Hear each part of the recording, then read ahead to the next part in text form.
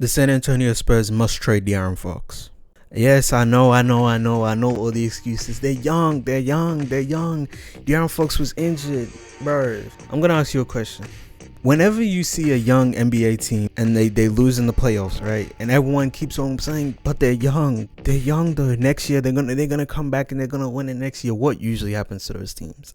Everyone knows that this league moves fast. There's already teams and scouting departments right now figuring out ways to defeat the Spurs and Victor Wembanyama. They're doing it right now as we speak. So you have to get ahead of it. You have to make moves right now, not just run it back. And he makes $50 million. You make $50 million. If he's making $50 million, 2023 clutch play of the year, De'Aaron better be coming back. Because if it's not that player, they don't need it. Let's take a little trip down, the memory lane of NBA history of all the young teams that performed well while they were young. Of course, we have to start off with the 2011-2012 Oklahoma City Thunder. Having a young superstar in Kevin Durant and two other young stars in Russell Westbrook and James Harden.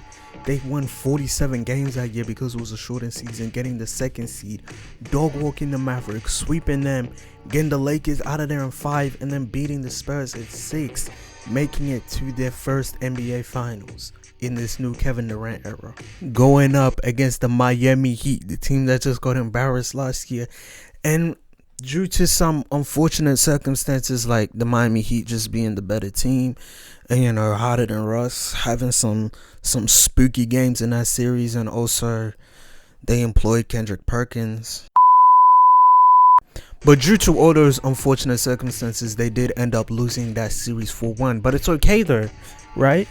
It's okay though. KD's 24, Russell Westbrook is 23, and James Harden is 22. We're fine. We're gonna be right back here. It's no worries. We're a young team. Until October 27th, 2012, when James Harden got traded to the Houston Rockets because he wanted more money. That's one domino that fell. And the clock is ticking. This is the point that I'm trying to make. Every single year that is wasted, the clock is ticking. We can now go into 2013. We still got Russ and KD, two of the best young stars in the league. We're cool. We don't need James Harden. Okay. Russell Westbrook goes down with an injury. It's unfortunate, but that's what happens in the NBA. A lot of unfortunate things happen, causing them to go into a series with just KD by himself. He beat the Rockets. That's kind of embarrassing for James. But then they versed a much tougher, grittier team in the Memphis Grizzlies, and even though I felt like they played a pretty good series, most games in that series were close. Unfortunately, they still ended up losing. That's another year gone. We then go into 2014. They get Russ back. They're like, okay, let's try this again. They have a good season, make it all the way to the conference finals.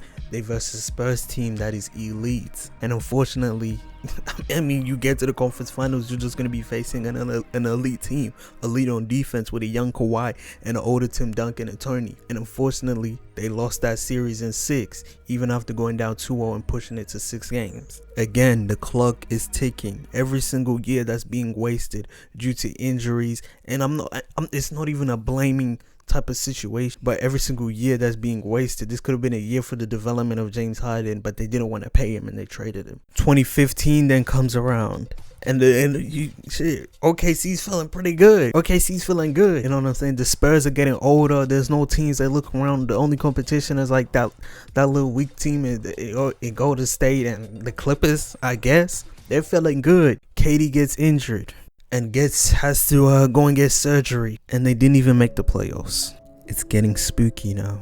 Now it's getting scary. We have to win. We were in the finals just 3 years ago. We have to win, but it's getting spooky. OKC, it's getting spooky. You missed the entire season due to Russ being injured, and you only made it to the second round, and you're not even gonna make the playoffs with KD being out. 2015, 2016 is your last chance. That clock is ticking. But this time they had again an amazing season, winning 55 games. Russ and KD there for the entire season this time. Going through the playoffs again, making it back to the conference finals against the young Golden State Warriors team. This is our chance to get back in the finals and get what we should have years ago. Because we are that team. We are that young team that will be back in the finals. They went up 3-1, and then they lost game 5, and then they lost game 6.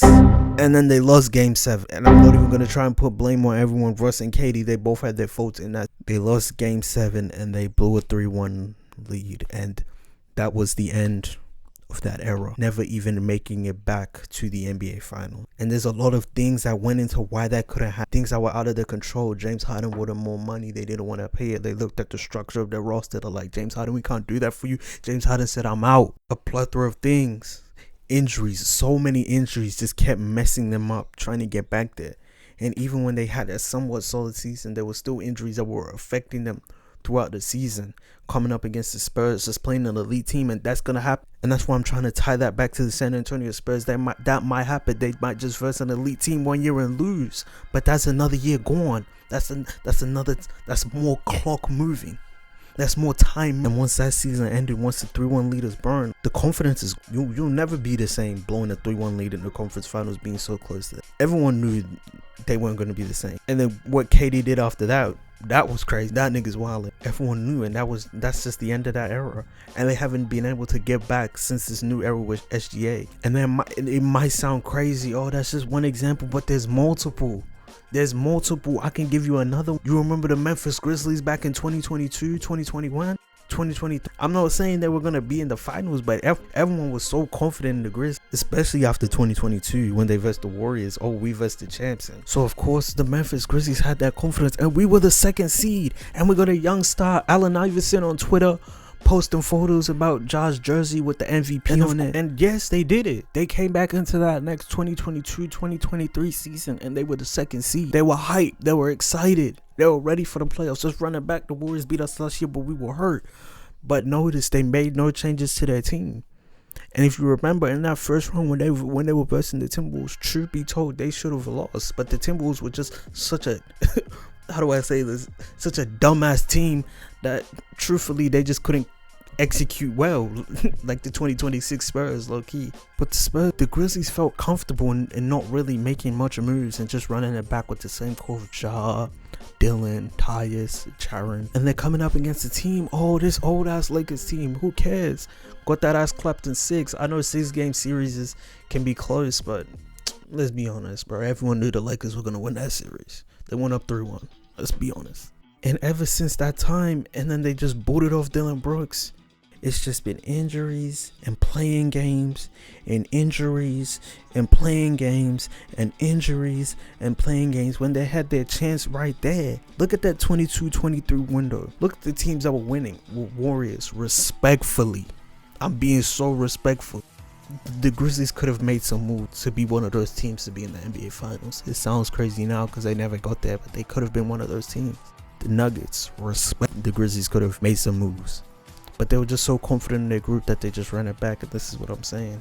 NBA moves quick. And those, I know we want to knock on wood and we want to pretend and hide and ignore injuries like they don't happen. But they take years away from organizations. Years get thrown away because of injuries.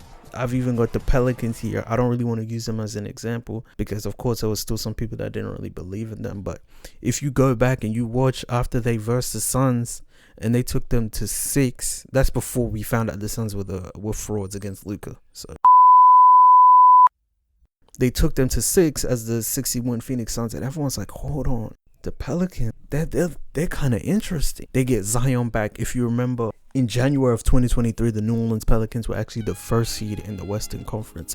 This was a little bit of a more weaker Western Conference, but still, they were the 1st seed in the Western Conference. That's a big deal. And Zion got injured. And again, bro, this NBA waits for no one. You have to move quick. That's what I admire so much about the Celtics. They just go, okay, we made the finals. We lost. Okay, bet. Conference finals, we lost. Okay, let's make some trade. Okay, we did this. We lost trades. But so many teams want to hold on. No, we're young. No, we were injured last year. No, we were this. If you have the chance. Now, of course, if the Spurs, knowing the type of organization the Spurs are, they don't really do this type of thing where they would just get off the young folks like that. That's not the type of organization that's something more that I would expect the Celtics to do. But if there is a move that does come up, bro, respectfully, this nigga's making $50 million. And Dylan Harper is approaching being better than him. So if that move does come up, you should consider it. Don't just push it off to injuries and that we're young, we're gonna run it back. OKC is waiting for that rematch next year. Minnesota is figuring out ways as to how they can beat you guys next year. Minnesota is another team, low-key, that just like, they need to do something. Of course, I'm not hoping for injuries on the San Antonio Spurs, but I'm just being realistic. The San Antonio Spurs should trade De'Aaron Fox. Let me know what you think in the comments, if I'm wild and if they should just run it back with the 3 guards again. And they go Wemby, and Wemby's going internal development, yada yada yada. If that's what you think, just let me know in the comments. Make sure to like, comment, and subscribe. Peace.